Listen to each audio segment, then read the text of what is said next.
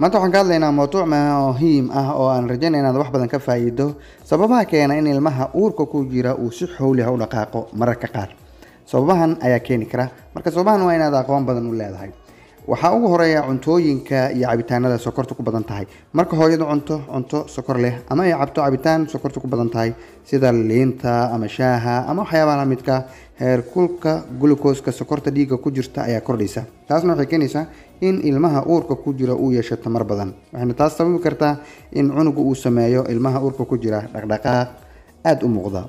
Laba waxaa ah cabitaanada kafeega ku badan yahay ama ay ku jirto maadada caffeine sida shaaha, cabitaanada tamarta energy drinks wax la yiraahdo iyo qaxwaha.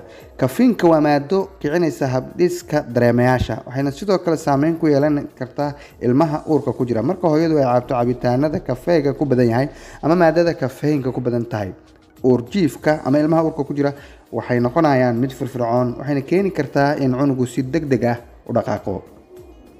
Dareenka iyo xaaladda nafsiyadeed ee hooyada. Marka hooyadu dareento farxad, walaac ama culays nafsaani ah, jirkeeda wuxuu soo daayaa hormoono sida hormoonada loo yaqaano adrenaline iyo cortisol. Labada hormoonba waxay saameyn ku yeelanayaan ilmaha uurka ku jira. Haddii hooyadu ay tahay mid faraxsan, uurjiifka ama ilmaha uurka ku jira wuxuu dareemayaa tamar badan, taasoo keenaysa inuu dhaqdhaqaaqo, weliba si degdeg u dhaqaaqo meesha ay hooyadu taagan tahay ama ay fadhido. Haddii xaaladda hooyada ay ku jirto ay tahay mid aan dhaqdhaqaaq lahayn, haddii hooyo tusaale ay muddo dheer fadhiso ama ay jiifto, ilmaha uurka ku jira wuu nasan karaa. Laakiin marka hooyadu ay istaagto ama ay samayso isbeddel dhanka ama socod ha noqdo ama waxyaabo kale, ilmaha uurka ku jira wuxuu bilaabaa inuu isagana firfircoonaado. Marka hooyooyinka waxaa u fiican socodka ayaa u fiican, sababtoo ah markay hooyadu socoto ilmahana firfircoonadiisu waa ay badanaysaa. Marka hooyadu jiifka basatana ilmaha waxaa badanaya dhaqdhaqaaqoodii ayaa yaraanaya. Dhagaysiga iyo codadka xoogan. Ilmaha uurka ku jira wuxuu bilaabaa inuu maqlo codka hooyadiisa iyo codadka dibadda ah laga bilaabo isbuuca 18aad ilaa iyo isbuuca 25aad ee uurka. Haddii marka isbuucyadaas aad ku jirto hala yaabin. Haddii aad ilmuhu uu maqlo cod aad u xoogan ama lama filaan ah, wuxuu ilmuhu bilaabaa inuu dhaqaaqo weliba si xowli ah isagoo ka falcelinaya codkaasi. Hurdada iyo soo toosidda. Ilmaha uurka ku jira wuxuu leeyahay jadwal hurdo oo isaga u gaar ah. Haddii aad muddo dheer uu hurdaayo, ilmuhu marka uu tooso wuxuu bilaabaa inuu dhaqaaq sameeyo si uu kor ugu qaado tamartiisa, taasoo ah mid caadi ah marka laga hadlayo uurka. Oksijiinta oo ay hooyadu hesho.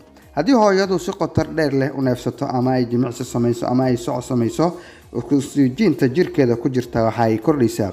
Taasina waxay keenaysaa in ilmaha uurka ku jira uu helo oksijiin badan, taasoo sababaysa inuu noqdo ilmuhu mid firfircoon oo dhaqdhaqaaqiisa u kordho. Reflux iyo cuntooyinka dheefshiidka. Marka hooyadu cunto ay adag tahay in la dheefshiido sida hilibka baruurta leh, babaayga, waxyaabaha kale ama cuntooyinkan basbaaska ku badan yahay, timirta, sidoo kale koostada, waxyaabahaas marka hooyadu cunto waa mamnuuc. Sida caadiga malabka, koostada, babaayga, qaraha, waxyaabahaas uma fiicna hooyada uurka leh. Marka ay cunto, caloosheeda waxay noqonaysaa ciriiri, taasoo cadaadis saari karta ilmaha uurka ku jiro. Sidoo kale waxay keeni kartaa in ilmuhu dhaqdhaqaaq xooliya ay sameeyaan. Hooyada oo faraha saarta caloosha. Marka hooyadu si tartiib ah u salaxdo caloosha agagaarkeeda ama ay riixdo meel ka mid ah caloosha, ilmaha uurka ku jira wuxuu dareemaa taabashadaas. Reaction-kii ayuu bixinayaa, jawaab ayuu ka bixinayaa, wuxuuna jawaabtaas noqonaysaa in ilmuhu dhaqdhaqaaqo, gaar ahaan haddii uu xilligaasi cunugu firfircoonaa. Uurjiifka oo ciyaaraya ama murqihiisa xoojinaya. Dhaqdhaqaaqa degdega ah ee ilmaha uurka ku jira wuxuu sidoo kale noqon karaa tababar uu sameynayo si uu u xoojiyo muruqyadiisa, maadaama ilmaha uurka ku jira uu si tartiib ah uu horumar uga sameynayo murqihiisa iyo lafdhabartiisa, taasoo keeni karta in ilmuhu sameeyo dhaqdhaqaaq aad u badan, sababtoo wuxuu u diyaar garoobayaa ilmuhu nolosha dibadda ah.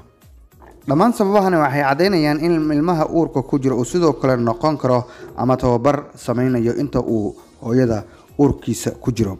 Waana wax dabiici ah oo inta badan wax dhibaato ah ma keenaan. Haddii dhaqdhaqaaqa ilmaha uu noqdo mid aan caadi ahayn ama xad dhaaf ah, waa muhiim inaad la tashato dhakhtar haween ama dhakhtarka haweenka. Like saar muuqaalka.